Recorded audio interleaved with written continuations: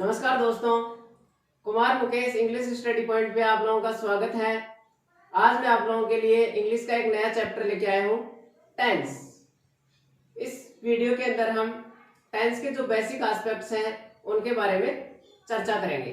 Tense के basic aspects जैसे tense का मीन्स क्या होता है, टेंस और टाइम में क्या डिफरेंस होता है, टेंस की डेफिनेशन क्या होती है, टेंस कितने टाइप्स का होता है, किस टेंस में कौन सी एचवी का यूज होता है और पर्सन और नंबर के अनुसार एचवी किस प्रकार से चेंज होती है। तो चलो दोस्तों हम स्टार्ट करते हैं। तो देखिए टेंस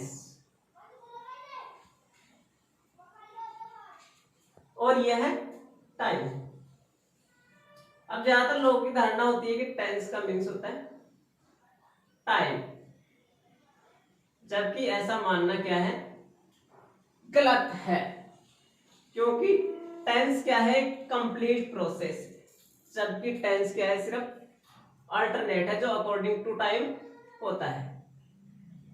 टेंस क्या है, अल्टरनेट, और टाइम क्या है, कंप्लीट प्रोसेस। तो इस प्रकार से दोनों एक दूसरे से क्या है, डिफरेंट है। अब देखो ये हमें इसकी डेफिनेशन से पता चल जाएगा। इससे पता चल जाएगा इसकी डेफिनेशन से।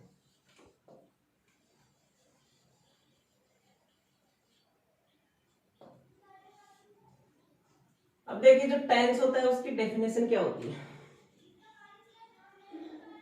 Change in the form of the verb according to time is called tense.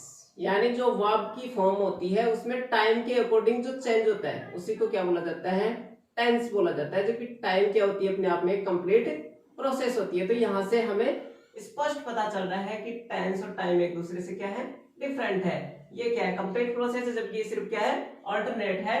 और एक वर्ब ऐसा चेंज है जो किसमें होता है, वर्ब की फॉर्म में होता है अकॉर्डिंग टू टाइम। ठीक है दोस्तों, अब आगे देखते हैं कि जो टेंस है उसके टाइप्स कितने होते हैं। वैसे बेसिकली हम सभी लोग जानते हैं कि टेंस के कितने टाइप्स होते हैं, 3 टाइप्स होते हैं। फर्स्ट होता है प्रेजेंट टेंस, सेकंड है पास्ट टेंस और थर्ड है फ्यूचर टेंस। अब देखो प्रेजेंट टेंस कौन सा होता है, पास्ट टेंस कौन सा होता है, फ्यूचर टेंस। अब ये टाइम के अकॉर्डिंग ही डिवाइडेड है, यानी टाइम के अकॉर्डिंग इनमें क्या हो रहा है, चेंज हो रहा है इवेंट्स में, और उसी के अकॉर्डिंग ये 3 पार्ट्स में डिवाइड किया गया है। फर्स्ट है प्रेजेंट टेंस। अब देखो प्रेजेंट टेंस क्या होता है, प्रेजेंट टाइम में जो भी इवेंट्स हो रही है, प्रेजेंट टाइम के अंदर जो भी इवेंट्स हो रही है, यानी इस टाइम पे जो इवेंट्स हो रही है वो क्या हो गई, प्रेजेंट टेंस के अंदर आ गई। पास्ट टेंस मींस होता है पास्ट इवेंट्स, यानी पहले जो इवेंट्स हो गई हैं, पहले जो इवेंट्स हो गई है और उनका अब हम क्या कर रहे हैं, वर्णन कर रहे हैं, अब उनके बारे में जानकारी प्राप्त कर रहे हैं। तो वो इवेंट्स किस में आ जाएगी, पास्ट टेंस में। फ्यूचर टेंस यानी आगे होने वाली जो इवेंट्स हैं, यानी आगे होने वाले जो भी कार्य हैं, जो भी क्रियाएं हैं, वो सब किस में आ जाएंगी, फ्यूचर टेंस के अंदर आ जाएंगी। अब देखो प्रत्येक टेंस के 4 सब पार्ट्स होते हैं। कितने सब पार्ट्स होते हैं, 4। प्रेजेंट टेंस, प्रेजेंट टेंस के अंदर जो पहला सब पार्ट होता है वो प्रेजेंट सिंपल टेंस, सेकंड होता है प्रेजेंट कॉन्टिन्यूअस टेंस, थर्ड होता है प्रेजेंट परफेक्ट टेंस, फोर्थ होता है प्रेजेंट परफेक्ट कॉन्टिन्यूअस टेंस। इसी प्रकार से पास्ट टेंस में भी यही 4 सब पार्ट होंगे, past simple tense, past continuous tense, past perfect tense, past perfect continuous tense. अब जो थर्ड नंबर पे फ्यूचर टेंस, फ्यूचर टेंस के भी 4 सब पार्ट हो गए, future simple tense, future continuous tense, future perfect tense और फ्यूचर परफेक्ट कॉन्टिन्यूअस टेंस। ये हो गए इनके सब पार्ट्स।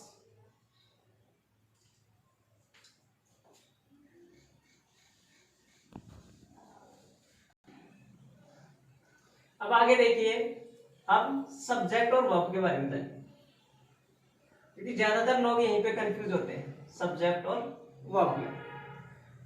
अब देखो एक टॉपिक होता है अपना subject verb agreement, subject verb agreement, जहां पे क्या होता है, वर्ब और सब्जेक्ट दोनों के बीच में एक एग्रीमेंट होता है। दोनों के बीच में क्या होता है, एक एग्रीमेंट होता है। यानी अगर सब्जेक्ट अपना क्या होगा, सिंगुलर मींस एक वचन, तब उसके साथ वर्ब भी क्या आएगी, सिंगुलर मींस एक वचन। अगर अपना सब्जेक्ट क्या है, प्लूरल, तब अपनी वर्ब भी क्या होगी, प्लूरल, यानी बहुवचन सब्जेक्ट के कर्ता के साथ में क्रिया भी बहुवचन होगी। ये इनके बीच में एग्रीमेंट होता है, यानी सब्जेक्ट सिंगुलर है तो वर्ब भी क्या होगी सिंगुलर, सब्जेक्ट प्लुरल तो वर्ब भी क्या होगी प्लुरल। अब देखो नीचे जो एग्जांपल दिए गए हैं उनके बारे में हम थोड़ी चर्चा करते हैं। एक तरफ लिखा हुआ है बॉय और नीचे लिखा हुआ वॉइस, इस साइड में वर्ब है, प्ले लिखा हुआ है, नीचे लिखा हुआ है प्लेस। अब देखो वाई हमें स्पष्ट पता है कि वाई क्या है सिंगुलर है और वाई से क्या बना वॉइस क्या बना प्लुरल बन गया। अब इधर प्ले, प्ले से क्या बना प्लेस, तो यहाँ पे भी हम ऐसा ही समझते हैं कि प्ले क्या है एकवचन है और प्लेस बनते क्या हो गया बहुवचन, जबकि ऐसा सोचना अपना गलत है। ये इसका जस्ट क्या होता है अपोजिट होता है, क्योंकि जो सब्जेक्ट होता है वो अपने नेचुरल क्वालिटी में सिंगुलर होता है और उससे प्लुरल बनाया जाता है, जबकि जो वर्ब होती है वो अपनी नेचुरल क्वालिटी के अंदर प्लुरल होती है और उससे सिंगुलर बनाया जाता है। अब देखिए ऐसा कैसे होता है मैं आगे आपको बताता हूं। देखो वाई है, हमें पता है सिंगुलर सब्जेक्ट है तो वर्ब क्या लेगा सिंगुलर। अब वाई सिंगुलर है तो वर्ब देखेंगे कि प्ले और प्लेज में से सिंगुलर कौन सी है। मैंने बताया था कि इसकी नेचुरल क्वालिटी प्लुरल होती है, तो प्ले तो प्लुरल हो गए तो नहीं हो सकता, तो इसके साथ में क्या आएगा प्ले जाएगा, क्योंकि प्ले प्लुरल था। अब इससे क्या बन गया प्लेज सिंगुलर, सिंगुलर सब्जेक्ट के साथ में सिंगुलर आएगा, इसलिए वाई के साथ में क्या आया प्लेज आ गया। वॉइस के साथ में प्ले क्यों आया, क्योंकि वॉइस क्या है प्लुरल और प्लुरल सब्जेक्ट क्या लेगा प्लुरल वर्ब, और वर्ब अपनी नेचुरल क्वालिटी में पहले से क्या होता है प्लुरल होता है, इसलिए वॉइस के साथ में क्या आ गया प्ले आ गया। अब देखो आगे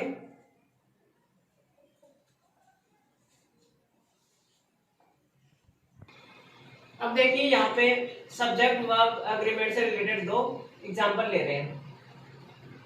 अब यहाँ पे देखो अपने को सब्जेक्ट दे रखा है और यहाँ ब्रैकेट में हमें वर्ब दी गई है, तो हमें यहाँ पे वर्ब बननी है। इसके अकॉर्डिंग सब्जेक्ट के अकॉर्डिंग सब्जेक्ट को देखना है कि वो सिंगुलर है या प्लुरल है, उसके अकॉर्डिंग हमें क्या करनी है वर्ब की फॉर्म को भरना है। अब देखिए राम, हमें स्पष्ट पता चल रहा है कि राम सिंगुलर है, तो इसके साथ में वर्ब भी क्या आएगी सिंगुलर आएगी। अब मैं आपको बता चुका हूं कि जो वर्ब होती है वो अपनी ओरिजिनल फॉर्म में प्लुरल होती है। अब गो अपनी ओरिजिनल फॉर्म में है तो इसका सिंगुलर बनाएंगे तो कैसे बनाएंगे गोज, इसके बारे में आपको बता चुका हूं कि इसमें ऐसे ये ऐड करके इसका क्या बनाया जाता है सिंगुलर। तो राम के साथ में क्या आएगा गोज, गोज क्यों आया क्योंकि राम क्या है सिंगुलर सब्जेक्ट है, तो वर्ब भी क्या लेगा सिंगुलर लेगा। और ऐसा कौन कहता है हमें सब्जेक्ट वर्ब एग्रीमेंट। अब next sentence Shyam and Ram, हमें पता चल रहा है श्याम एंड राम दो सब्जेक्ट एक साथ आ रहे हैं, इसका मतलब क्या हो गया अपना सब्जेक्ट हो गया क्या हो गया प्लुरल, क्योंकि दो नाम एक साथ आ रहे हैं तो प्लुरल हो गया। तो वर्ब भी क्या लेगा ये प्लुरल लेगा। अब मैंने बताया था कि जो वर्ब होती है अपनी ओरिजिनल फॉर्म में प्लुरल होती है, तो गो, गो अपनी ओरिजिनल फॉर्म में है, इसका मतलब गो ही आ जाएगा, क्योंकि सब्जेक्ट प्लुरल है हमें वर्ब प्लुरल चाहिए और पहले से वर्ब अपनी ओरिजिनल फॉर्म में थी इसलिए गो का गो हमने लिख दिया। अब देखो अगले वीडियो के अंदर हम प्रेजेंट सिंपल टेंस के बारे में चर्चा करेंगे। इसी के साथ में आप लोगों से इजाजत लेता हूं। धन्यवाद।